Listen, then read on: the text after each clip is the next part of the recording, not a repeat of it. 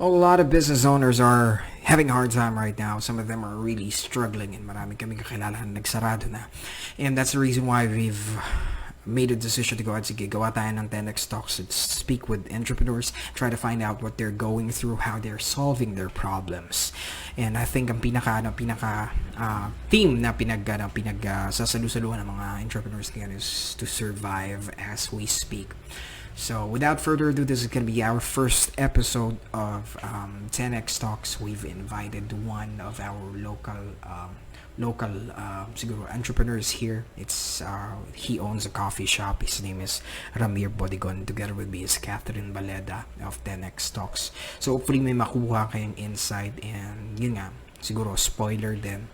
The idea is, regardless of what's happening right now, you need to do it. You're the only one who can make a decision to go ahead and do something. Okay, wala tayong choice as business leaders. It is always the responsibility that is expected of us, which is to make decisions even at hard times. So hopefully may makuha kayo, and make sure na you're not just listeners, but you can if you can find something that you can apply to your business, go ahead and do so. My name is Ramir N, and this is going to be the pilot episode of 10x Talks. All right, have a great one.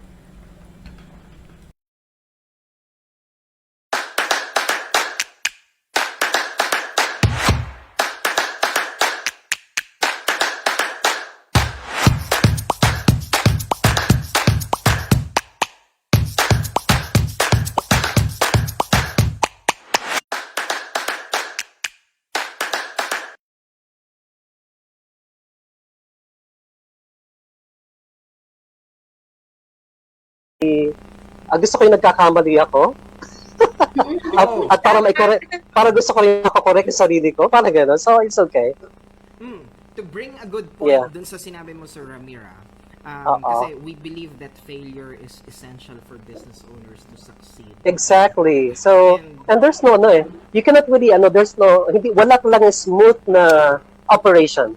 So, at one point, you will fail, you will experience failures, but naroon tayo dun sa pagkakataon na pwede natin maipakita na we can rise up once again.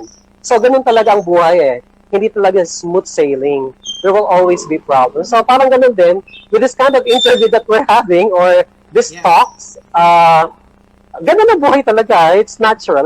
We just need to bring a good point dun sa sinabi mo, Sir Ramira.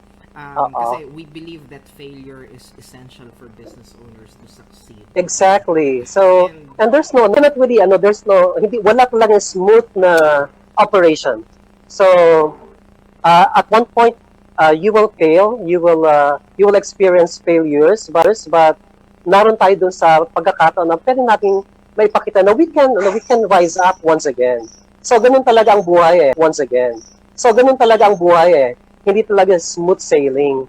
There will always be problems. So parang ganun din with this kind of interview that we're having, or this talks, ganun ang buhay talaga. It's natural. We just need to be natural. Okay lang ba? I totally agree. 100% dun sa sinabi nyo. Pero I'm just curious, were you like this before you started the business? Or, I mean, can you tell us a little bit about how you end up starting your business or businesses?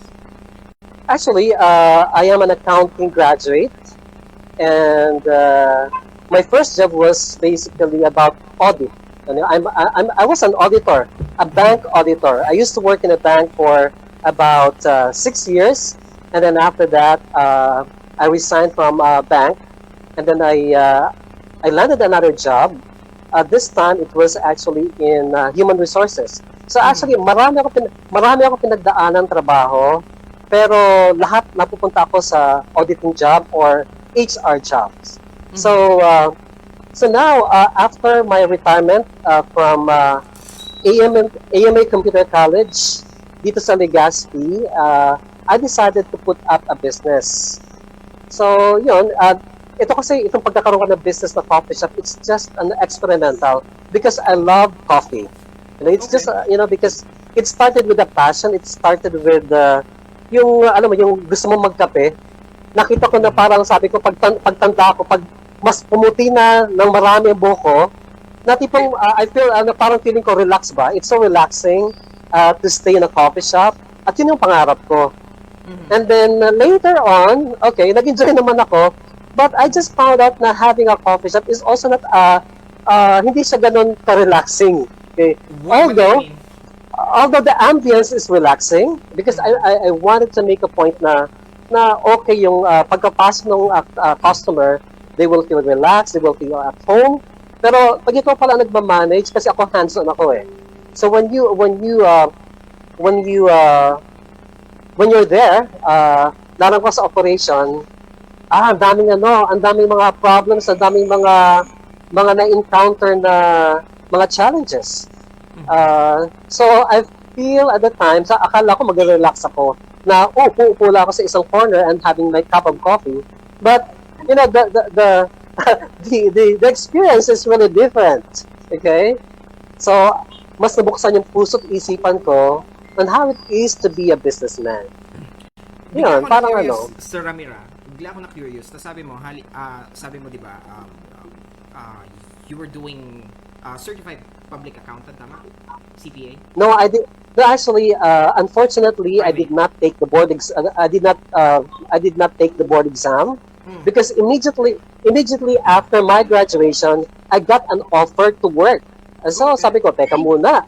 Yeah. So after graduating from siguro mga 2 weeks lang, I got a job already, and it was an auditing job. So parang sabi ko, wow, okay to. So I enjoyed working. I enjoyed really working.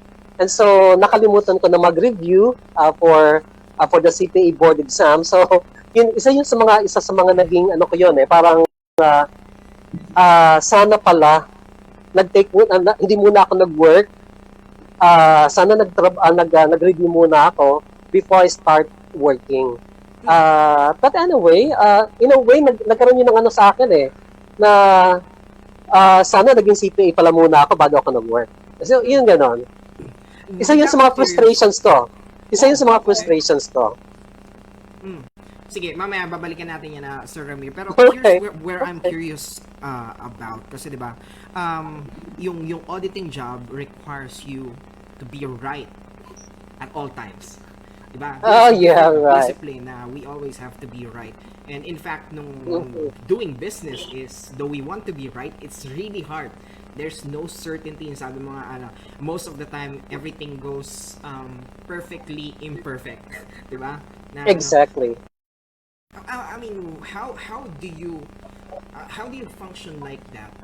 Especially, was it a struggle? Kasi two different disciplines, di ba? One is you have to be certain that the answer that you're putting in dun sa ino-audit nyo should be correct.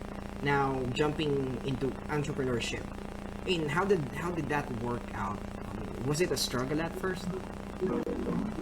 At first, no, I didn't struggle about that issue. Because for me, it worked good for me. It works for me because mas naintindihan ko yung dun sa business side, mas na naging maganda yung sistema because all the controls have been implemented. So kasi sa isang business dapat siyempre kinakailangan meron kang mga controls na ini-implement para ma-ensure mo that all your assets, all the sales and cash are protected because yung audit kasi is all about protection. It's not about looking for mistakes or ano ba to, yung mga mali, no? Yun kasi yung wrong connotation about auditing. Ang akala nila we are fault finders. But auditors basically are andyan para tumulong, para maitama at maprotektahan yung asset ng isang company. And as I started this business, mas nakita ko yun na okay, so when we started the business, mas naging parang yung na-insured na lahat ng system kasi I did everything like the system, from the whole operation. And even the accounting, it's me. The operation, it's me. Okay, so lahat nasa akin yung control. Ako lahat ang gumawa ng sistema ng accounting namin. So, because maybe that's my expertise. Mm. Okay. So the just to ask Sir Ramir, we were talking about Coffee Klatch right now. Are there other businesses going on as we speak, or talagang si Coffee Klatch lang? I mean, saan ano, where do you spend most of your time professionally and of course personally? What's going on aside sa Coffee Klatch? Aside from Coffee Klatch, we have another coffee shop, in Iriga, and the name of the coffee shop is Coffee Talk. Okay. Coffee Talk, and kasi pareho lang sa meaning ng Coffee Klatch, because Coffee Klatch is basically parang a conversation over a cup of coffee, social gathering over a cup of coffee. So parehas lang, kapatid siya yung Coffee Talk is kapatid ng Coffee Klatch. Coffee Klatch is parang German word yan, German word. So Coffee Talk naman is an English word. So we have another coffee shop in Iriga, and we also invested in tracking business. So nag-invest ako sa kaibigan namin na meron silang tracking business. So we have one truck na nag-deliver ng mga cakes product. Oh, okay. That's good. Pero before getting to Coffee Klatch, may mga businesses before that? Or talagang ever since you started talagang Coffee Klatch? Yeah, that's my first business. But my wife has an institute, online teaching institute. Okay. So that's my wife's business. Mm-hmm. So aside from Coffee Klatch, I also do teaching on the side. Mm-hmm. And my wife is the full-time teacher online. Okay. Mm-hmm. So our clients are Koreans, Vietnamese, Chinese, and Japanese. This one's still going on as we speak. Yes, ito yung nakatulong sa amin actually to survive. Because during this pandemic, ang hirap ng business talaga, ang hirap ng buhay. But the online business is still there. So yun na nakatulong sa amin personally on how we're able to cope up with the challenges during this time of pandemic. Okay. Speaking about pandemic, this is I'm really curious nung di ba nag-lockdown and yung series of events, and ngayon nasa November na, it's almost end of the year. I mean, ano naging epekto nung pandemic, including yung series of events sa business ninyo? Oh, well, business-wise, Coffee Klatch, it's not making money. Mm-hmm. Yeah. Kasi yung Coffee Klatch kasi iba yung coffee shop di ba? Kasi tao yan, but then there was lockdown, so we have to shut down operation for a while because walang pumupunta, takot lumabas, and there is also this a situation na we were mandated by the government to close operation, so to stop operation for a while. So ang una namin naging problema syempre yung mga tauhan namin. We were thinking about our employees. So how are they going to survive? And they are just getting small amount of salary. So they are just getting how do you call that? The basic pay. But syempre, they are just relying on the business. So talagang nahirapan kami. We provided them with some assistance. But syempre, piniliwanag ko, this is just the assistance is just for the meantime because the business is closed. Nothing is, we are not receiving any income from it. Kaya lang, we feel like we have this social responsibility. Kasi parang kapamilya na namin itong mga empleyado namin And that's the reason why we strive, no? We have that option to really shut down or hindi na mag-open up, no? Hindi na mag-open hindi namin i-resume yung business. But we thought about our employees. We thought about kawawa naman sila. It's not easy to be unemployed these days. Napakahirap. And so they are the ones na nag-inspire sa amin that really put us, nagbigay ng puso para, sige, subukan natin mag-open. Not for ourselves, but also, but for our employees. So yun yung aming motivation at first to help out yung na-displace ng mga empleyado namin. And then later on, nakita ko naman, wow. So kahit pa paano naman, may kinikita ngayon. Sabi ko, so I think it's just, it's not about not giving up and really continue trying.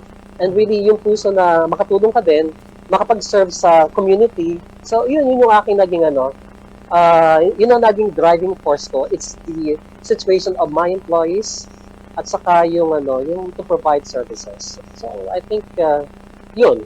So parang with the discussion that we're having right now, we're looking back dun sa nangyari. And of course, I think we are seeing things in a different lens na kasi we're kind of a little bit more positive kasi yun nga, nakita rin nyo na nag-work siya so far. Pero during that time, and this is gonna be a personal question, you can choose to answer or not answer. Pero as a business owner, as a business leader, how do you feel about yun? Business has been shut, may mga tao nakaasa sa inyo. And I think, I don't know, I think everyone is in the process of figuring out on how to survive at that time. How did you feel nung yeah. At first, honestly, I felt depressed. Depression talaga yung kasi wow. So imagine we'll be losing a lot of money and we don't know what will happen. So there's a lot of uncertainties. Kasi ngayon talaga, even right now, uncertain pa rin yung future natin. We are not really sure what will happen in our business. But ako at that time, I just tried coping up with first yung sa akin munang naramdaman. Mm-hmm. I just need to I dealt first with my own emotions. Mm-hmm. And then, talagang prayer, yung yun yung aking, kayakap araw-araw yung prayer ko, yung faith ko kay God. And then, yun. Kasi, syempre, pag alam mo na wala kang ipapakain sa pamilya mo, alam mo na, hindi mo rin alam kung tatagal pa ba kami, we're not getting any younger. So, I have a daughter, and I'm actually thinking about her future. So yun, it was so depressing. So, we have a lot of, may mga bagay, may mga kinakalampa kaming bayaran. So, sabi ko, saan na kami kukuha? That's why, the thing that really push me forward is my faith in God at saka yung pagdadasal. At saka nagplano talaga ako. Sabi ko, no, I don't want to give up. Okay? So I will try moving forward, Kasi sabi ko, COVID lang to. Okay? So, may just tayo eh. I mean, I think with that, yun yung nagbigay sa akin talaga ng lakas. Nagbigay sa akin ng yung positive mindset. Na kahit alam ko na marami kami personally na pinagdadaanan na at one point in time kasi sabi ko nga since everything has become online so I tried pushing myself to go to do online jobs and you know what Ramir and Kathy nagkaroon ng problema with my hands itong aking elbow from itong aking right hand I wasn't able to move it for 3 days. So and this happened during the pandemic. Lockdown tayo, wala tayong income, but then eto pa, I don't want to go to the hospital because I don't want to get exposed to the COVID-19, right? Ang hirap. So okay. So this is something that I battled during that time, yung physical health ko. Sabi ko, teka muna, bakit parang kasi pag depressed ka, alam mo yun, ang daming lalabas na sakit eh. Ang daming lalabas, marami kang mararamdaman. So, it has some physical parang magkakaroon siya ng mararamdaman mo yan eh. And so, it helped me to really, teka muna, mag-pause muna ako. This is something na I need to really do sa sarili ko muna. Alagaan ko yung sarili ko. I have to strengthen myself. First, yung aking mental health, yung aking emotional health. Kasi pag na-overcome lahat ito, yung even my physical health, ma-overcome ko lahat. So, and that's one thing I did. So, I became positive after that series of depressing moments in my life during the pandemic. Sabi ko, wala akong ibang pwedeng kapitan. Okay? Wala akong pwedeng so, I just need to really strengthen myself, my faith first in God. I need to really pray a lot, and then it's the Lord. Really, it's God. It's really God, and my family was really very helpful. They were very very supportive. Alam niyo nung naramdaman ko parang feeling ko napaparalyze ako. Sabi ko Oh. na ano ba ako na stroke ba ako? Pero my wife did the research kasi I don't want to go out and to go to a doctor. I don't want to go to a hospital because of natakot ako baka mas lalong mas lumala pa, ma-quarantine pa ako. So I Which just is, stayed home. few walks away So my lang, di wife is a ba? good researcher. Few walks away lang sa coffee shop yung UST, di ba?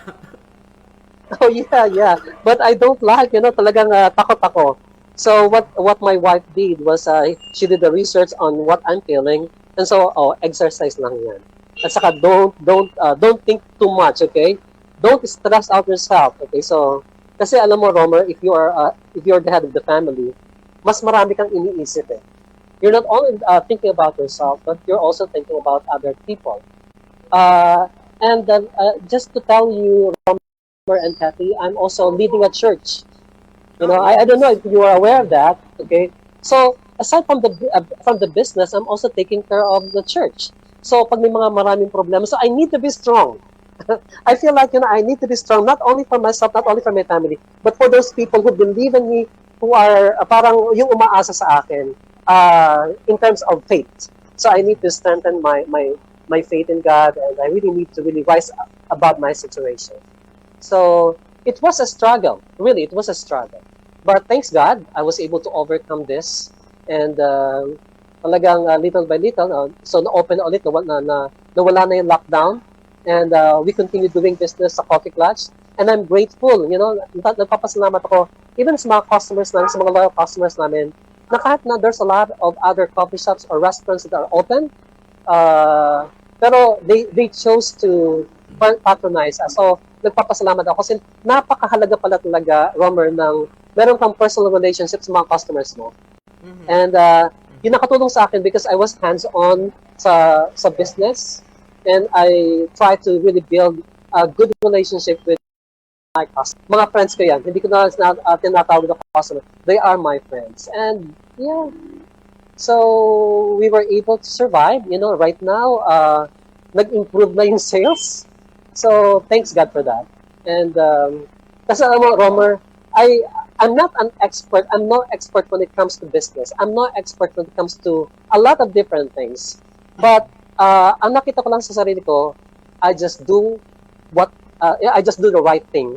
Kung alam ko na tama itong gagawin ko, I just do it. And there's no, parang pagka ginawa mo kasi yon na alam mong may responsibility ka, number one kay God, at number one sa community mo, sa customers mo, you will never go wrong. So, yun yung aking natutunan during this pandemic.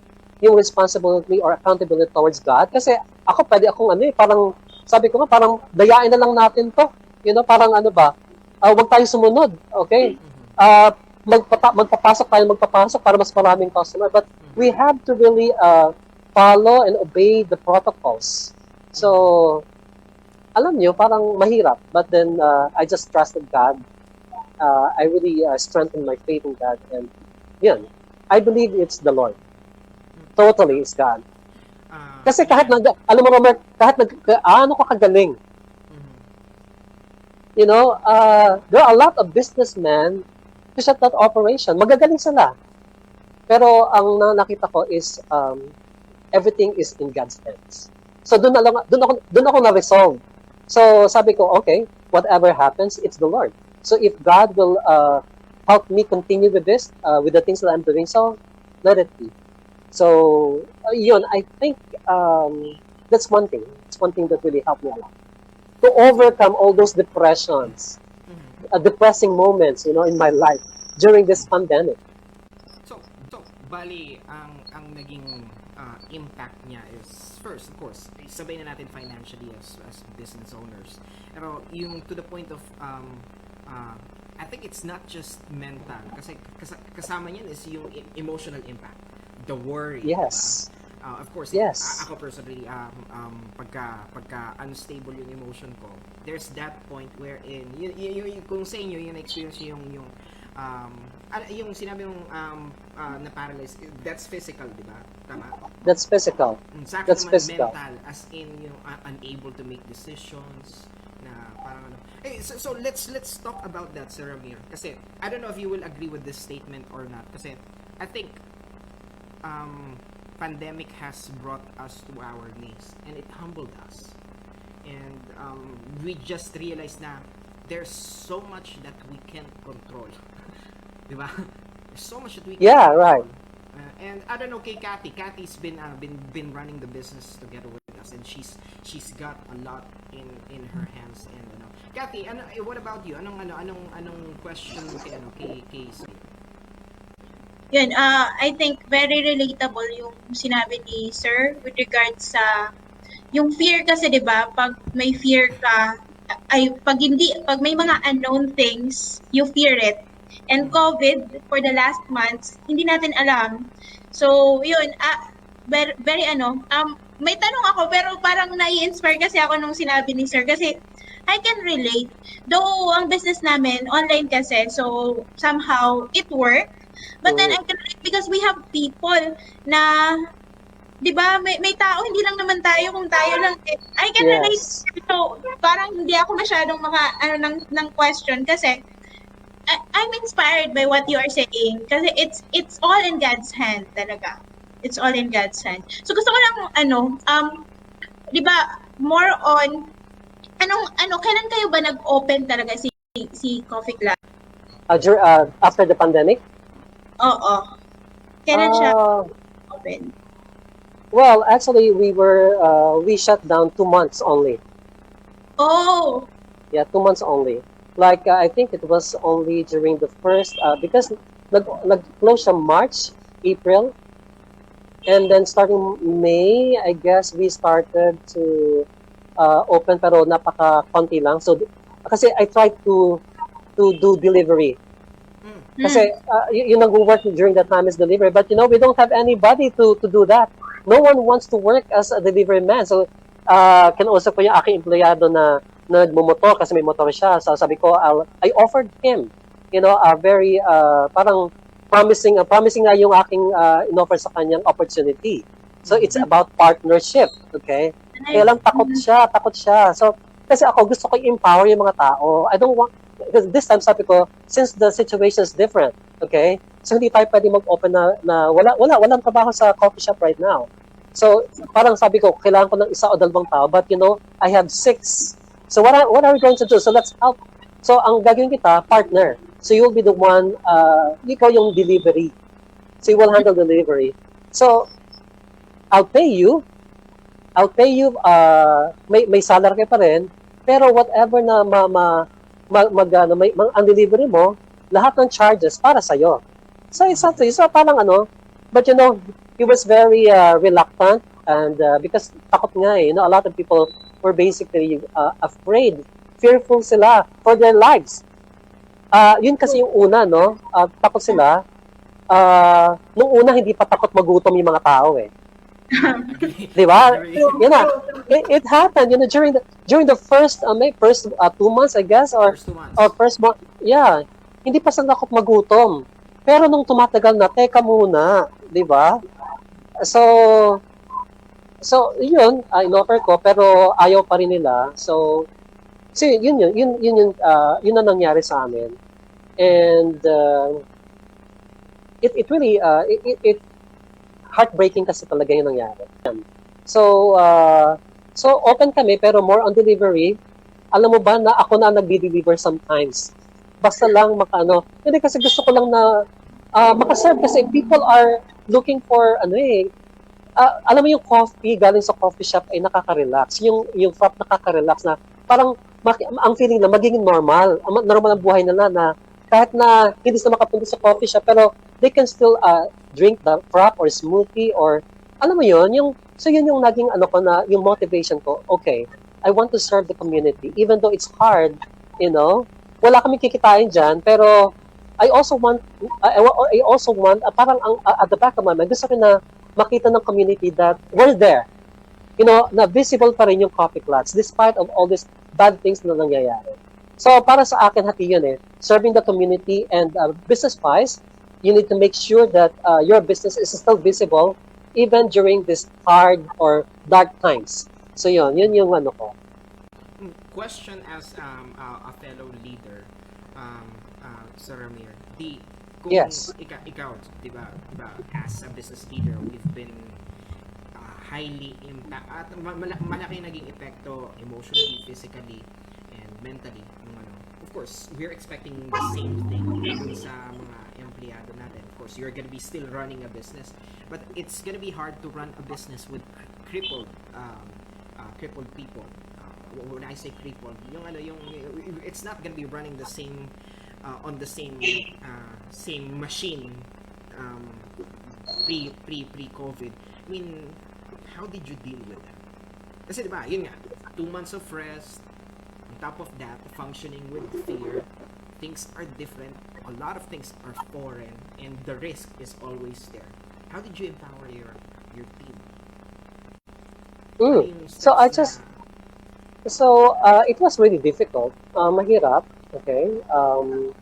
So I just told them, I just empowered them. I mean, kasi nga partner ko na itong mga to, I don't consider them as employees. So I just explained to them, this is a real situation, and but we have to help one another so that ma-survive natin yung business, ma-survive din natin yung mga buhay natin. So I had this open, heart-to-heart talk with my employees during that time. Okay, so heart-to-heart talk. So I need you. You need me. We need the business needs you. You need the business. So ang ganda kasi ng relationship na may personal touch ka talaga sa mga empleyado. So ang nangyari, why did we in a way we were able to recover ng medyo mabilis because nagtulungan talaga kami. May mga nakaunawa na empleyado at meron namang hindi rin talaga, ay sir, paalam na muna ako kasi so I respect them. So sabi ko, just in case maging normal, you are free to go back. So pero hindi wala kasi nga medyo malayo yung bahay nila. So I understand. I understood their situation. So I think for me,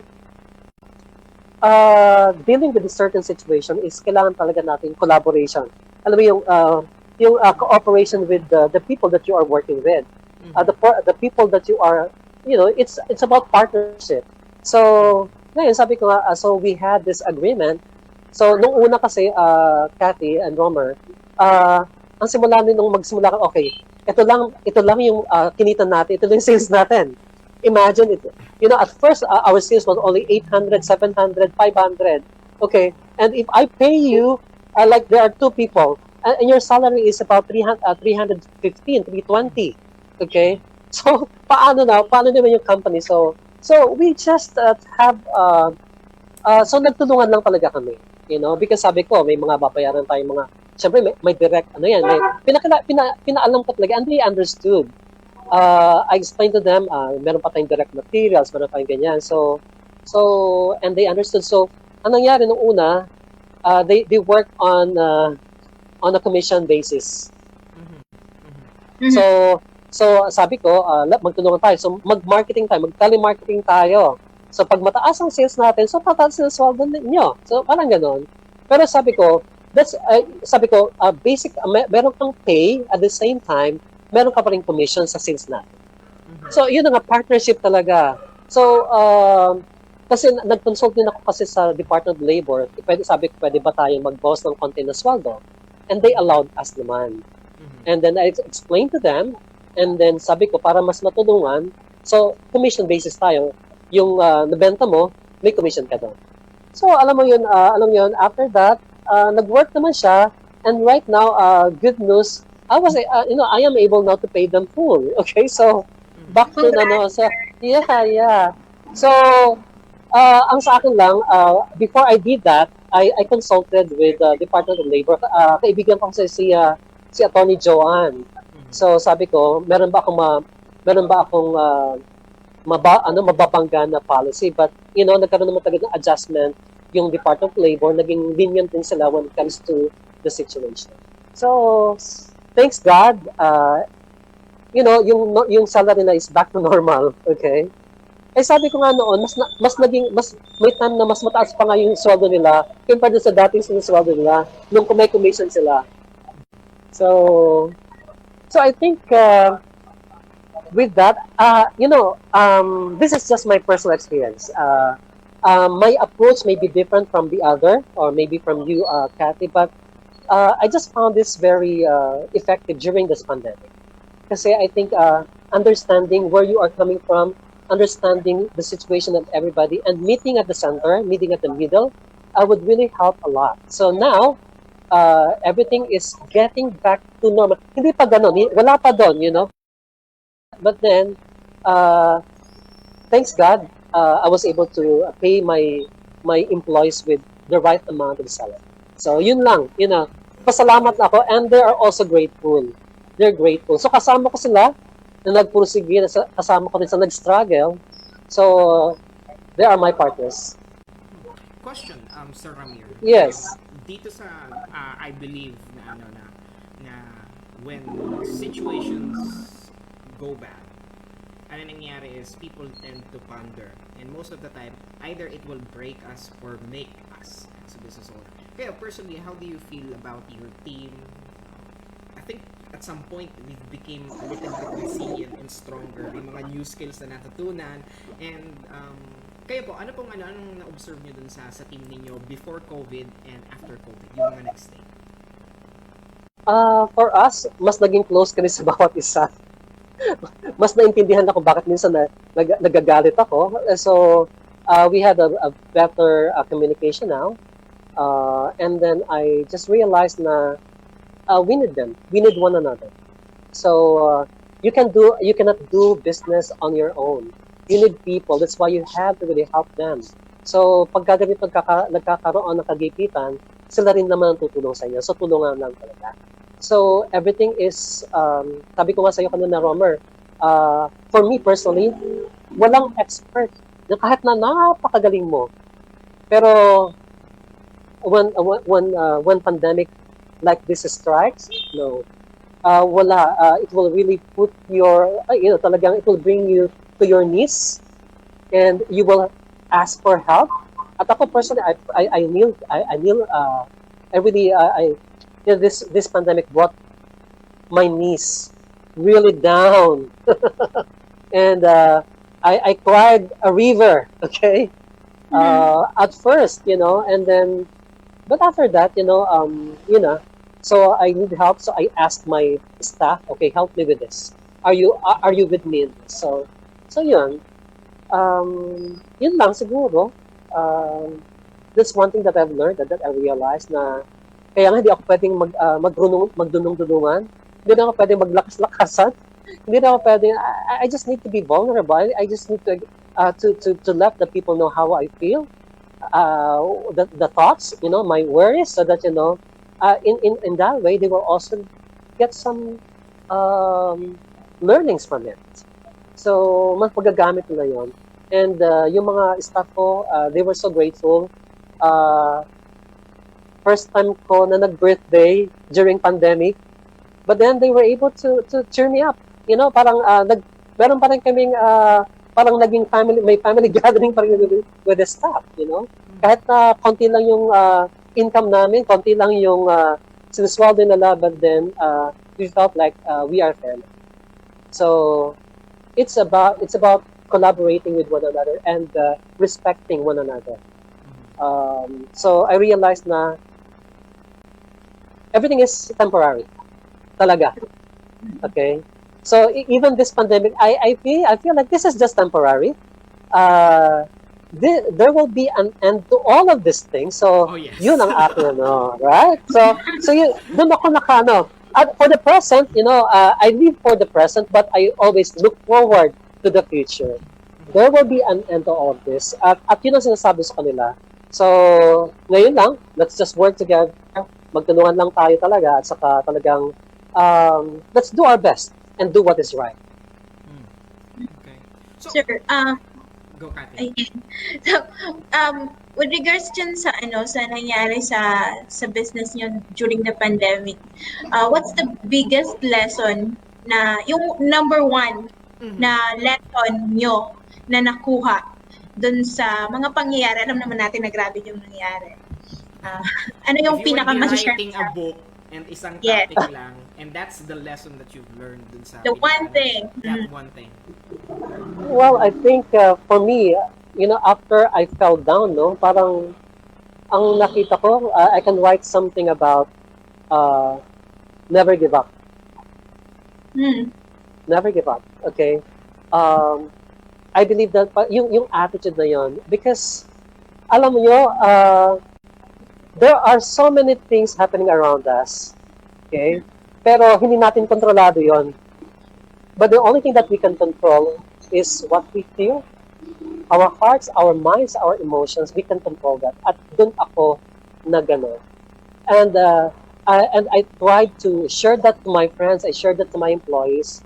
At nakita nila nga na, oh, okay, sige, tama, because those things around us are beyond our control. Mhm. There are things that are bound to happen, so we cannot do it, but we can control how we react. We can control yung ating mga gagawin, yung mga sasabihin natin. At one point, nagalit ako, umiyak ako, nanghina ako, pero doon ko rin nakita yung dapat kong gawin. I can change the way I see things. I can change the way I do things. Dati, iba ang approach ko sa business. Now, it's different. Siguro mas naging broad-minded ako ngayon. Dati mahigpit ako. Kasi nga, auditor ako. Yun ang aking So, I am As a actually quality more on, assurance. more on controls, more on lahat. But now, I feel like, I can really give some leeway or allowances for mistakes or some problems, because those things are bound to happen. So yeah, I think as a businessman, it made me more. It made me stronger. Okay, Mhm. it made me think that these things sa isang lang pwede mawala eh. So it's not everything. Okay, the business is not everything, but kung anong pero may tinuturo ito sa iyong buhay, at yun ang maganda. It will make you a better person, a better businessman, and a better human being. So yun yung mga bagay na nakita ko talaga with all those things that happened today, this time during the pandemic. I'm gonna be throwing the last two questions para at least. Oy, last na? Bakit naman? Hindi naman, para at least, I think there may ano pa, may mga paparating pa. Pero let me throw this question, kasi di ba, most of the people, especially before pandemic, akala nila when you're doing business that you're in a good spot, di ba? Na parang magandang sitwasyon mo since nagde-negosyo ka.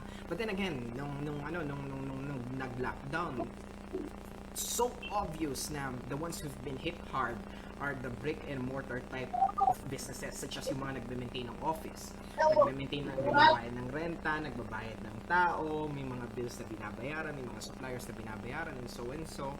So, it's hard. Running a business is hard. And how many years have you been doing business, Sir Ramir, para dun sa mga... Well, it's actually it's running 6 years already. Oh, 6 years. 6 years. But aside from Koffee Klatch, I did not mention a while ago na marami pa kaming failures about business because I did a franchise, no? May franchise kami. Which is actually it's if I have to mention the name of the product, it's Post Coffee. Mm-hmm. Kami yung nag-franchise, kami yung first franchisee ng Post Coffee dito sa Bicol region. And I had branch in Iriga. I had branch in all the malls here in Legazpi. I had branch in Tabaco. But all of those turned out nothing. This is the most controversial part kasi ito yung I think this is gonna be the heart of the conversation. Yung nga, sinabi niyo Sir Ramir na we're always uncertain. It is inevitable for us to make mistakes. diba? And failure Right. is necessary, and at the same time, it is really big. So, Mhm. yun. And the reason why we're gonna be asking this question is because I think most of the people now who are planning to do business cannot make a decision because they're afraid that there will be mistakes moving forward, di ba? So I Yeah, think yun. right. Now, the question is, siguro, let's talk about dun sa overall experience ninyo as an entrepreneur, as a business owner, as a risk taker. What's the biggest business mistake that you've made? What's the biggest business mistake now? It made you wiser. It transformed you into a different person kung sino na kayo ngayon. And it's all because of that Yeah. mistake. So, would you share a little bit of that? Well, actually, um, maybe it's all about greed. Mm. Natatawa ko ngayon because, because when that franchise was offered to us, uh, alam mo, naging gahaman ako. Mm-hmm. In a way na sabi ko, ako na mag-open ng branch niyan sa Gaisano. Akin na lang yung Ayala, akin na lang yung SM, akin na lang yung. But I come to think of it, we're only selling one product. It's only drinks, okay? Mm-hmm. And like for example, in a day, this is one of the things that I've learned, kasi pag dito sa atin sa business, maraming kasing gusto magnegosyo, no? Mm-hmm. And they're so excited. Like kami, my wife, kami nag-start kami mag-franchise nga itong Siyempre, pag uminom ka na ng product na ito sa isang mall, hindi ka na pupunta sa isang mall para bumili ng isang product pa rin na yan. So, in a day. So, ang na-realize ko, during that time, that's why it ended up to nothing. Malaki na lugi namin talaga, as in malaki. Because how many branches? Yeah. Alam mo din sa Legazpi, like we have in 4. We have Ayala, we have LCC, we have Gaisana and Biasiono. Okay? And then, sabi ko nga, nung una, natuwa kasi the first branch was earning a lot. Mm-hmm. Because that's the first branch. Okay? So talaga, na-inspire kami na mag-open yung sige, kami na, may gusto raw na mag-open ng, mag-franchise. So, wag mo na ibigay sa iba, sa amin naman lang ibigay. So, it's about greed. And I realized that, isa lang naman product yan eh. So, nangyari, ang daming overhead, may mga binabayaran ako na ang daming empleyado, pero yung benta nun, during that time, was para lang sa isang branch. Yeah. So, lugi talaga ako kasi meron akong overhead dun sa Ayala, may overhead ako sa Yashana, meron akong overhead sa LCC. May mga taong binabayaran eh. So, lugi ako. So, parang nakinig ko na, no, I should really kailangan pag-aralan ko muna bago ako mag-jump into a decision to expand or to do another way. So, ang pagkakamali kasi namin, na-excite lang kami. We just felt, I think, sayang opportunity. Sa atin na lang yan. So, we lost millions for those franchises. So, yun. I think hindi kami nag-aral muna ng mabuti. Hindi namin pinag-aralan I think lahat ng business dapat may feasibility study. Feasibility study. And yeah. And honestly, with that franchise, we did not do a feasibility study. Kung mag-franchise ka na isang ganyan doon sa limang branches sa isang lugar. So, lugi talaga. So, kasi, honestly, dito man sa Legazpi, same people are going to the malls, right? Yung nagpunta sa LCC, yun ang pupunta ng SM. Yung nagpunta ng SM, yun ang pupunta ng Gaisano. So, mga ganun. So, that's one thing. That's my realization. It's a big mistake. To decide na, okay, kaya nga sabi ko, sin yun eh, kasalanan kasi parang naging greedy kami. We did not give way to other people. So, it's not a wise business decision.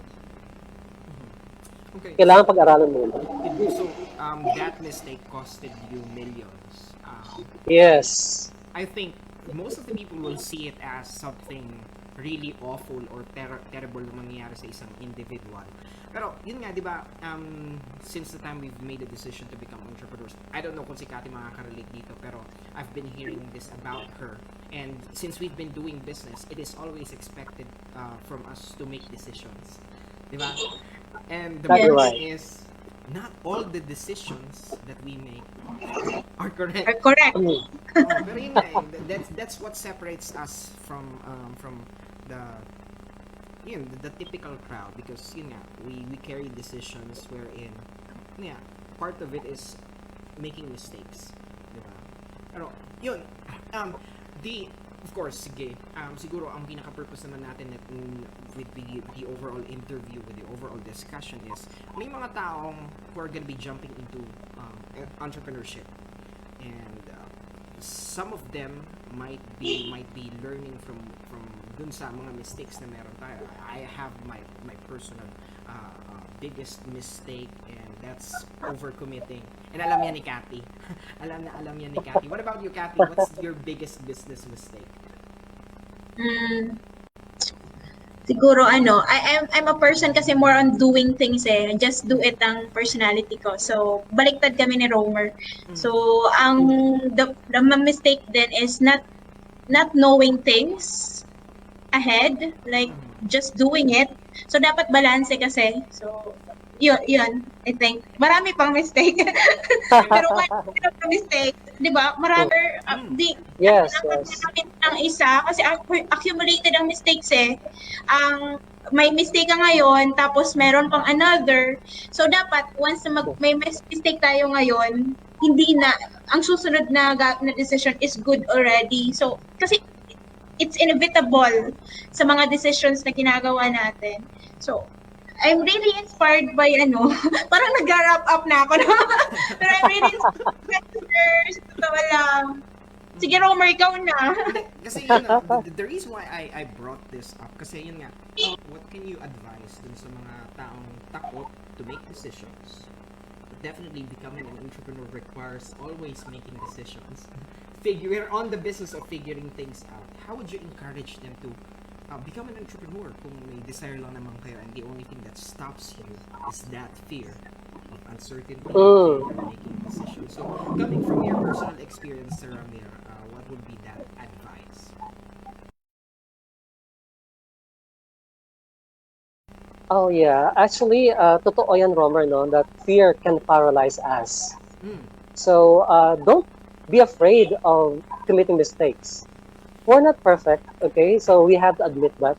We have to embrace that imperfection in us. That sometimes we can jump into to making, and later on we will regret it. Pero it's okay, it's okay. Because it will teach you more, and it will make you a better person. So you learn from mistakes. So sabi nga talagang yung experience natin is the best teacher. So kasi if you are afraid to commit mistakes, you are kasi yes, and besides, if you want to be successful, you need to be willing to make a lot of mistakes. Okay, so kasi imperfect thing, bago siya naging perfect, maraming mistakes na nangyayari. So, sometimes kasi nakita lang natin yung finished product na eh. But those things have undergone a lot of trial and error, kind of process. Kasi everything is a work in process, and we learn through our experiences every day. So, akala natin alam na natin ngayon, pero hindi pa pala. So, later on, may matututunan pa tayo, may mga mararanasan pa na tayo. Oh, wow, this is may bumbilya ka agad na it's another learning time. So do not be afraid to commit mistakes. Well, anyway, doing business is taking risk. Okay? Yun lang, may mga tao talaga na willing na mag-take ng konting risk. Meron namang iba talaga na willing na mag-take ng napakalaking risk. So it depends, but the thing is, don't be afraid. Don't be afraid, and just pursue what you like to do. Give your give your heart into it. And I believe na kahit pa paano, no, magkamali ka man, you will never give up. That's why kahit kami, nagkamali kami dito sa Coffee Klatch, maraming mga pinagdaanan, maraming maling desisyon. But then, because it's our passion, we like it, we enjoy doing it. So, andito pa rin kami. Kahit mahirap, we are trying to survive. Ito talaga, survival lang naman talaga this time eh. Pero ang nakakatuwa, kasi pag ganun ka na ako nga sabi ko sa ang sasabi ko nga sa wife ko, piso lang okay na, basta may kinita. Totoo. Yeah. You know, during this pandemic, maraming negative. Merong break even, pero meron din mga piso na nadagdag. Alam mo, may ngayong pandemic. Maganda yung negative ngayong pandemic.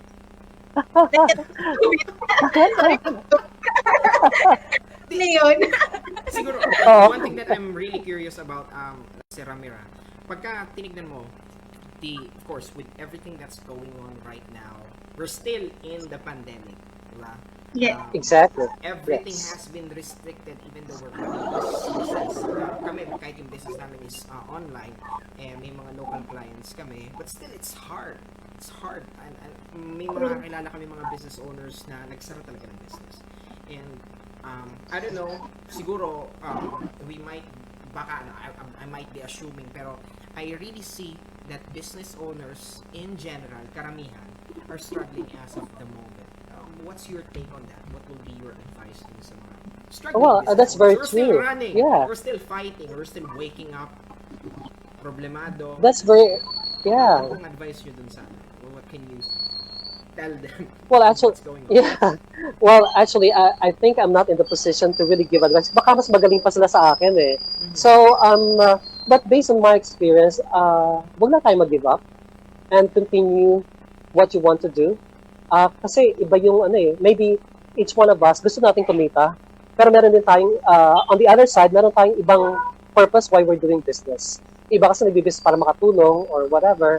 So there are so many people do business first and foremost to make money, okay?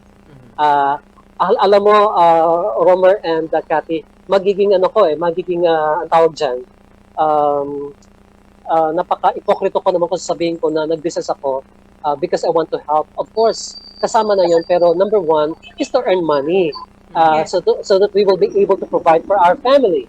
Okay? So, pero just whatever it is, just don't give up. Just do whatever you want to do and be willing to commit a lot of mistakes. Okay? So, don't be afraid. Okay? Kasi doon sa mga mistakes na doon tayo maraming matututunan. Pero ang pangit lang kung you commit the same mistakes again and again and again. Okay. So just do it and just be willing to learn. Kasi nga it's a learning process. Hindi pa tayo perfect. I mean, personally, that's why it's so humbling na tanungin mo ako na ano ba yung mapapayo ko, ano ba yun, no? Every day we learn and just enjoy the ride. Just enjoy the process. Kasi, sabi nga, one thing that we just need to trust the process. You know? We will still be there will be a lot of challenges in the future. It's still uncertain. The future of businesses locally here, it's still uncertain, right? Uncertain pa rin. Pero, just trust the process and enjoy what you've been doing. Talaga embrace mo lang yan. Ako sabi ko nga parang, sige, lugi, okay. Thank you. May natutunan ako dyan. May kinitang piso. Thank you. Diba? So, break even, thank you pa rin. Basta ang sa akin, makabayad ako sa mga empleyado ko, makabayad ako sa mga responsibilities ko, makapagpakain ako ng pamilya ko, and I'm okay. So yun lang. So, makapag-save ako ng 2 pesos, okay na yan. May maidagdag ako dun sa savings sa bangko, okay na yan, I'm just a simple person, gusto ko lang maging, itong aking business is just parang, nung simula ko talaga, gusto ko lang mag-relax. It's for fun, but then, I got hooked into it, I enjoyed the ups and downs. Hindi ko lang in-enjoy yung ups, pero yung mga downs at saka yung mga troubled times, ini-enjoy ko na rin ngayon, especially this time. So, it made me more creative. Teka, sabi ko, ano ba ang pwede nating ano ba yung bago ngayon? Kinakailangan kong magkaroon din ng bago. So, it made me parang mas na-reinvent ko yung sarili ko so that I will be able to adapt to these challenging times. So, kaya nga sabi ko kanina, una muna natin yung sarili natin. I-strengthen natin yung ating sarili, physically, emotionally, mentally, and then make use of what you have learned so that ma-overcome natin lahat na ito. And then enjoy. Don't forget to enjoy. Okay? Enjoy. So the biggest enemy is uncertainty. Mukhang ang certain lang dito sa location natin is bagyo. Which is Yes. so depressing, di ba? Pagka tinignan mo, we've been hit ilang beses last month. Siguro nakatatlo tayo? Di ba? Yes. Yung tatlo yung malakas, no? Pero actually, 4 yung ating inabangan eh. Hindi natin alam kung tatamaan ba tayo or kung ano yung magiging Yes. Life's not really that easy. Business is always hard. Pero yun nga, if we become a person who's resilient enough to handle such adversities, we will get our own share. And ang ano naman dun is, everything runs in the principle of mercy and grace. Exactly. Right. We're gonna be given the chance to, sure, we fail, but the capacity to breathe the next day, to wake up, and to correct that mistake, I think it's mercy that has been given to us by God. Exactly. Na wala tayong control. We don't have any control about ang dami mga bagay na wala tayong control, and the only thing that we can control is the chance. And some point, it's really humbling. It's humbling, really humbling. Kasi, Romer, before kasi, we felt like everything is under our control. Before pandemic. But now, wow. So, eye-opener tong pandemic na to eh. Ayoko nga sabi ko nga sa asawa ko, magpapasalamat ba ako sa pandemic? Magpapasalamat ba ako sa bagyo? But I can't, but it helped us in a way.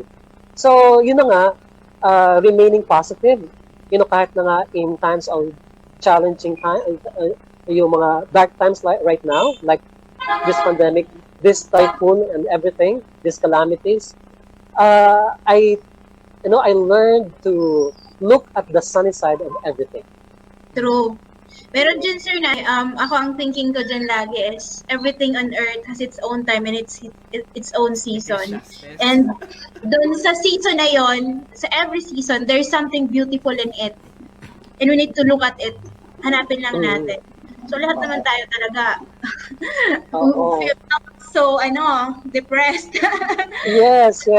But maybe for our viewers, no, o sa mga nakikinig sa viewers natin, maybe sasabihin natin na madali lang sabihin na to look at the sunny side of everything. Kasi nga, but you have to really, you have to train yourself. Kailangan i-train natin talaga yung sarili natin. So it's mind conditioning. You have to really condition yourself, okay? Kasi kailangan handa ka eh. So yeah. So yun lang. Kinakailangan natin na for those people who are watching us right now, I'm not saying that we are expert, but we learn from our mistakes. We learn from our experiences. It's a training to look at the sunny side of everything. It's a training to look at the beauty of the most of the ugliest things in our lives right now. It's a training, but I believe parating sasabihin natin may silver lining. Always remember the silver lining. Lahat meron yan. Ano mang sitwasyon, mapa-pandemic man yan, bagyo or whatever, personal typhoon sa buhay mo, may silver lining. Always think about that. Meron yan. And tama, Romer, sabi na, it's God's mercy or God's grace, So, and having that kind of attitude na magkaroon tayo ng pagpapasalamat sa puso natin kahit ano nangyayari. Kasi kung i-analyze natin, may good thing talaga na nagagawa yung mga bagay na yun. But of course, my heart goes to those people who are suffering right now, to those people who are having problems.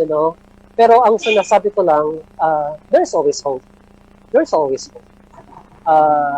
And yun ang laging itanim natin sa puso natin, may pag-asa pala.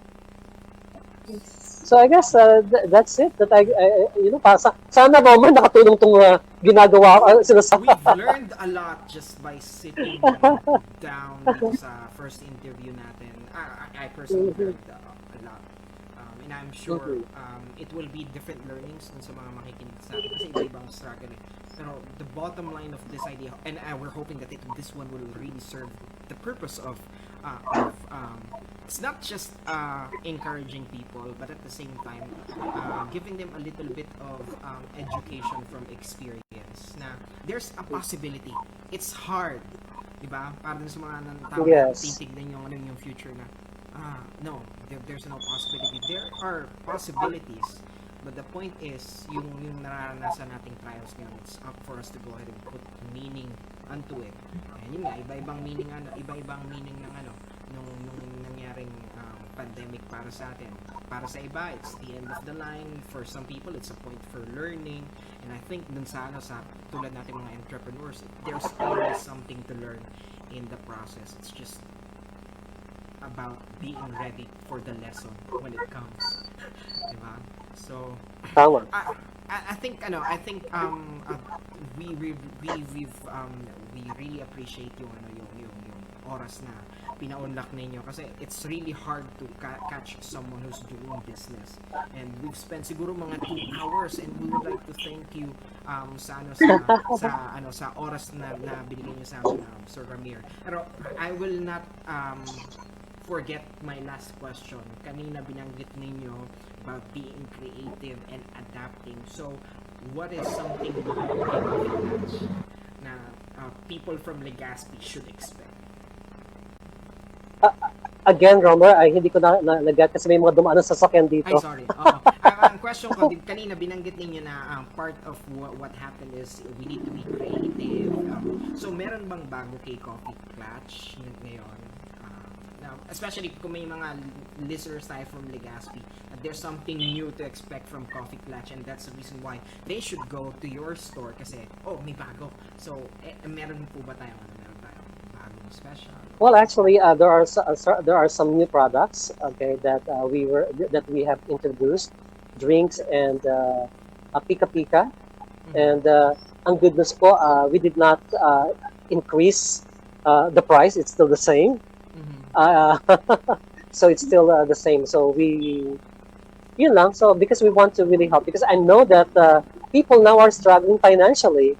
So makatulong lang tayo. So creative in a way na sa akin personally.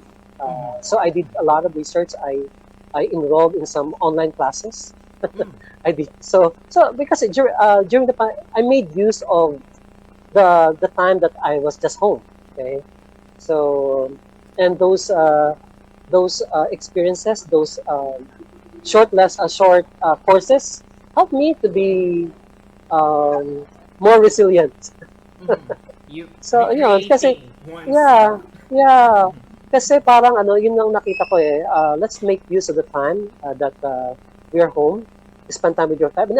Mas naging close kami ng family ko, and sabi ko nga parang during the pandemic, mas lalo yata ako naging busy okay? Because I have online classes, I took some lessons, and then may mga kaibigan akong spending time online. So just try to do whatever possible, okay?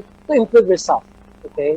Marami pa. Business-wise, alam ko na wala namang kumbaga parang i-recreate mo lang yung something. Because business is just creating. Creativity is just creating something from yung ordinary na dinagdagan mo lang, and we have that here in Koffee Klatch now. The ordinary, we added something and we came up with another path. So yun lang. So just it's just about experimenting and trying new things. So don't be afraid. to recreate yourself and to recreate your business.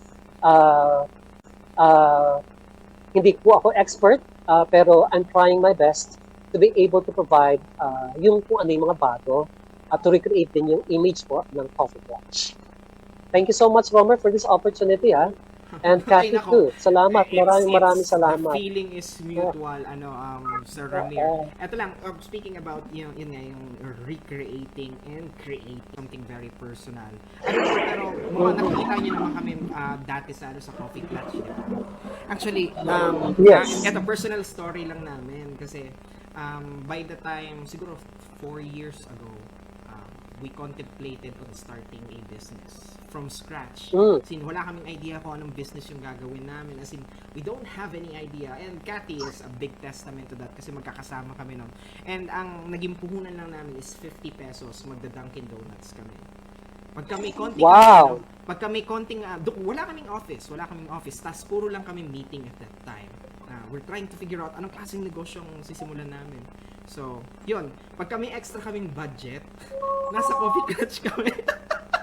Pagka more than 50 pesos ang pangkapi namin, sabi mag-Coffee Klatch kami. And that's, I think we're one of the fruits of yung sinabi the environment that you've created, wherein we became a result of yung environment na ginawa ninyo na big Coffee Klatch has been part of our business business story.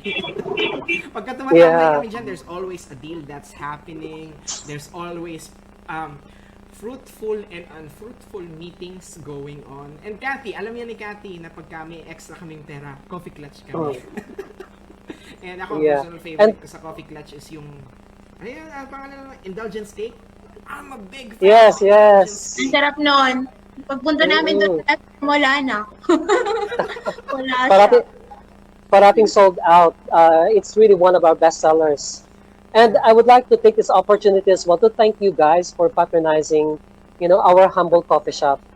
Talagang nakakatuwa naman talaga that, it gave birth to a very good relationship. Hindi tayo magkakakilala dati, but because of the coffee shop, I think Coffee Klatch put us all together so that we can come up with this kind of noble activity or collaboration. So at nakita ko na you guys are really doing really, really good, and I admire you. Talagang mga idol ko kayo when it comes to coming up with great plans, great ideas. Talagang I was actually sharing my wife about you guys that talagang nakaka-inspire yung mga kabataan ngayon na ibang approach when it comes to business, and thank you for really inspiring us as well. Thank you so much. We're waiting for it to turn into money. All the plans of the activities. Yeah, it will come. Don't worry, it will come. So, siguro, Just don't give up. Oh yes. Siguro to summarize this discussion, it's ihalin tulad natin siya sa isang kape, wherein it will make you alive and the relationship is warm. And we are thankful and we're very grateful with this conversation, Sir Ramir, me and Kathy, for giving us a chance to get to know you more. It's been like 2 hours and we don't want to take more of your time since we know you're a very busy person. So, okay po, do you have anything more to add or more to say dun sa mga makikinig ng first episode? Well, I think nothing more. I just want to thank you, and thank you for your trust, and thank you for your patronage. Your usual patronage during challenging times. Okay, salamat. Maraming salamat.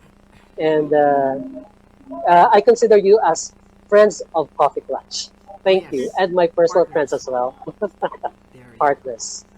Thank you so much. Sir Ramir, it's very tempting to continue this one, baka maging fellowship na. Pero with respect to time, let's make things happen and you got things to do. Salamat, and hopefully you will inspire more what we call extrapreneurs. Ang tawag namin sa extrapreneurs is people who got out of the struggle successfully.